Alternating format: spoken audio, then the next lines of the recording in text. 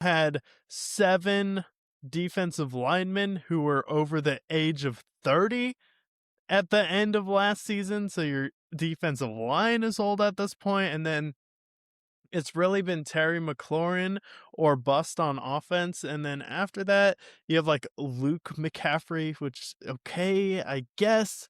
And then you have Jasmine Crossy Merritt at running back, who is a solid running back. He finished with the most yards for you. Austin Eckler got injured earlier in the season for you. And then you had Christian Rodriguez, who is okay, but this is a team who has, I believe, the 6th most cap space in the NFL this year, who needs to get a lot younger and faster. And it seems like they're going to be moving on from a lot of players at this point, and they have the 7th overall pick. So it seems like they might be a team who might try and trade back this year, see if they can get a little bit more picks in the 2nd or 3rd round, trade out of that 7th overall pick, just because they kind of need a player on the defensive line, linebacker. They need a wide receiver, some more offensive linemen, probably a running back. Zach Ertz was your tight end last season. So this is like another team who was just in the conference championship. You think you're in that championship window with Jaden Daniels, then you look around, you quickly need help at every single level on both sides of the ball. Yeah, and I think this Commanders team, depending on the health of Jaden Daniels, could very well be the last place team in this division. Because everybody you mentioned, like Deebo Samuel's a free agent. So is Bobby Wagner. Zach Ertz, who I know he's old, but he's been fundamental for this team pretty much through the entire tenure there. Von Miller, Austin Eckler, Noah Brown, Jake Martin, like all of these guys have been studs for you. All of these guys in their 30s. This team needs a good running back because Austin Eckler, even if he is full health, should never be your number one running back at this current iteration of the NFL. So like that 7th pick, maybe that is the Jeremiah Loves that we love to shout out here. Or maybe they go after somebody like a Jordan Tyson for wide receivers in the draft. He would be great with Jaden Daniels, and he's played with Jaden Daniels. So my 7th pick, I would take Jordan Tyson out of ASU. I think he'll be really good for them. And you compare him with Terry McLaurin, move off of Deebo. And then if you want to sign someone like a Christian Kirk, like we mentioned, or you want to sign more of a veteran receiver, you can do that. And then draft a good tight end. I don't think the Commanders have had a really great tight end in a long time. So go after somebody like that. Offensive line can always be helped, but the main thing is your defense is from the 2010s, and we're into the middle part of the 20s now. You got to update it. You got to make sure that you hit on some of these drafts.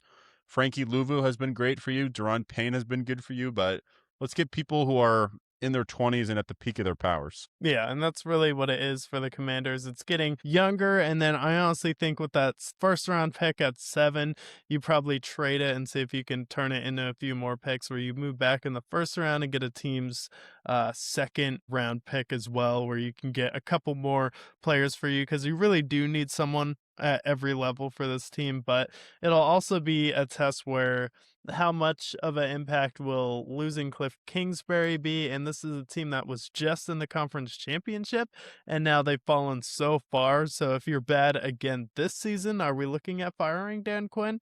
Like, if we're talking about coaches in the hot seat, I would say Dan Quinn should at least be thinking about his job. Yeah, I think so. I mean, you were in the conference championship. You were at the peak of your powers. Jaden Daniels won Offensive Rookie of the Year. And then just 2 years removed from that, you're 5-12. Last year, you can blame injuries. But if you come back this year and maybe injuries aren't the problem, you just have a bad old roster, got to make it. The NFL can be ruthless. And Dan Quinn's a good coach, but I think the Commanders, with how good Jaden Daniels is, they got to be good right away. They definitely have to be good right away. And then Jaden Daniels' health is also a question. So definitely interesting there. And then the last team in here is the team that made the playoffs last season. That's the Philadelphia Eagles. For them, really the 4 positions they have to be thinking about is number 1, tight end. You're probably going to lose Dallas Goedert, where he's looking for his last big contract away from the Philadelphia Eagles, looking like he's going to leave.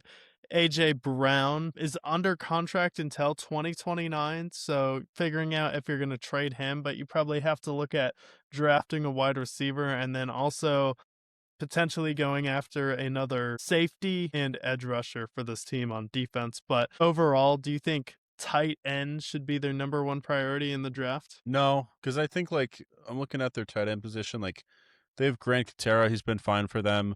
I think you can draft the tight end there pretty fine. The benefit for them is if they choose not to trade AJ Brown, you're still going to have a good receiver core. You have him and Devontae. If their tight end can be like a even like someone like an Austin Hooper that you can go after and sign, and I think he'll fill in most of what Dallas Goedert has to offer. So I'm not super concerned there. I think they should probably sign a free agent, but maybe not to the same likes of Dallas Goedert. And then outside of that, like this team still is really, really good and they don't have a lot of holes. So it's really going to just be like get another safety. Your edge rush is still really good. Your offensive line, like you have some older guys there. Maybe you've dropped for depth, but like the Eagles, sure, they didn't go far this playoff round, but they're still a team that maybe like Super Bowl hangover was why they were a little bit more in a daze the last half of the season. But let's make no mistake, like this team, even with Dallas Goedert out the door, like this team is still easily the most complete team in this division, and any of the teams we've already covered this week already. Yeah, I think especially too with how Tank Bigsby played when he was inserted for the Philadelphia Eagles. I thought at one point, not last year, but the year before, he played better than Travis Etienne did for the Jacksonville Jaguars when Etienne was banged up and hurt. And Etienne kind of had an off year. He bounced back this year, but Tank Bigsby is definitely someone who has potential. So I definitely think maybe addressing depth at the wide receiver position in the draft tight end you could. And then I think safety in your secondary would be more important. But overall for the Eagles, I'm kind of just lukewarm on them. Like I think at any moment they can turn it on, but that was tough when they lost to the San Francisco 49ers, especially against such an injured team and you were at home in that game. So I think we might have a new winner of the NFC East and it might be the Giants this year.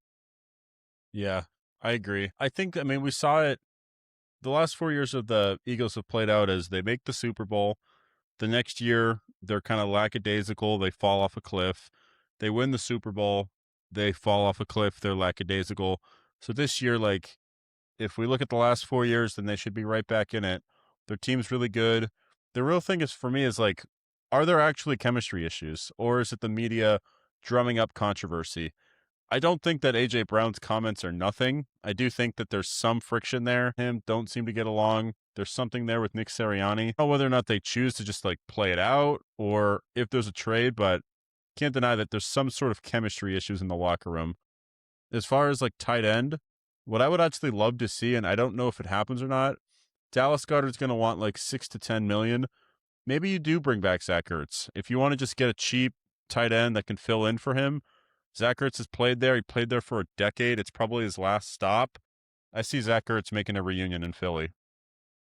Yeah, you could get Zach Ertz, someone like Aquanu, someone like David Njoku. You have options there. Maybe the Patriots sign Dallas Goedert. You get Hunter Henry, the type of deal, soft swap in free agency. And then a lot of people are talking about the Philadelphia Eagles drafting a quarterback too, where you maybe put some pressure on Jalen Hurts, where like Jalen Hurts has been really good in the playoffs. He won a Super Bowl for you, but it seems like the Philadelphia Eagles, they weren't able to do it with Andy Reid. They move on from him, even though he got to a Super Bowl, was really successful. Doug Peterson wins a Super Bowl. That wasn't enough for them. They still move on from Doug Peterson. And then Nick Sirianni is in a situation where it seems like Philadelphia, if he has a bad year this year and Jalen Hurts struggles again in the playoffs, they're looking at drafting another quarterback and firing their head coach. And the Philadelphia media has that reputation. Do you think that's realistic or are they just kind of it's over Retarded. dramatized by the mainstream media? Because like what's the difference with the Doug Peterson era and Nick Foles and Carson Wentz versus Nick Sirianni taking over and then it being like solidified with Jalen Hurts? Yeah, I don't think it's out of the question that they would do that, but I think that them doing that would be retarded for a few reasons. Jalen Hurts is the only guy that's beaten Patrick Mahomes in the playoffs. He is a top 10 quarterback, whether you put him at 5 or you put him at 10. He is one of those guys, and finding a guy like Jalen Hurts is going to be hard to do. Howie Roseman has been the best GM in all of football the last 20 years, so I trust his judgment there, but getting rid of Jalen Hurts would be crazy. And then Nick Sirianni is the winningest head coach over the first 4 years of his career ever, and you've made it to 2 Super Bowls, and the 2 seasons that you didn't make the Super Bowl were the 2 years that were following a Super Bowl appearance. So you guys getting rid of them, like, Philly needs to understand that, like, there's like Boston sports, there's LA sports, New York sports, and then Philly's like way, way, way, way down beyond that at maybe the 4th spot. And then even Chicago, but Chicago hasn't won enough. But like Boston sports, you have 20 years with Bill Belichick. You have 10 years with Alex Cora. You have 10 years with Claude Julien and the Bruins. Like you've had all these eras. Patriot, all the Boston fans were loyal there. And then like LA, you have like Kobe, who was there for 20 years. Like there's loyalty there. And the list can go on. New York, they had Joe Torre for a million years with the Yankees. Philly, what makes you think that because you've won 2 Super Bowls over the last decade with 2 different coaches, you should just fire a guy who has been one of the best coaches in the leagues and move on from Jalen Hurts, who was second in the MVP 3 years ago? Like, I'm sorry, but Philly, you got to realize like you're not that guy. Like that would just be retarded, and I would hate Philly for doing that. Jalen Hurts is a stud, and Nick Sirianni is a good head coach. So I would honestly hate that if they did that. But do I see them doing that? Yeah, I could see it being possible. It's Philly. Yeah, but we'll see. So this off-season, really looking at that receiver position, are they going to keep A.J. Brown? You're probably going to have to replace Dallas Goedert, then going out there, getting a safety, getting an edge rusher for them, and then wrapping up the NFC East. Which team do you think is primed to take the biggest step forward? Which team do you think is primed to take the biggest step back?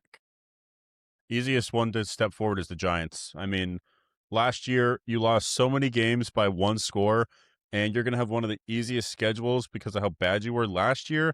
All you guys come back from injury, and you now have a real head coach that isn't bald. I'm taking the Giants to take the step forward. And then, team that could take the biggest step back, Dallas is still going to have Dak and CeeDee Lamb, George Pickens. Eagles still have a great roster. The Commanders. Your team is 800 years old. Jaden Daniels is made of glass.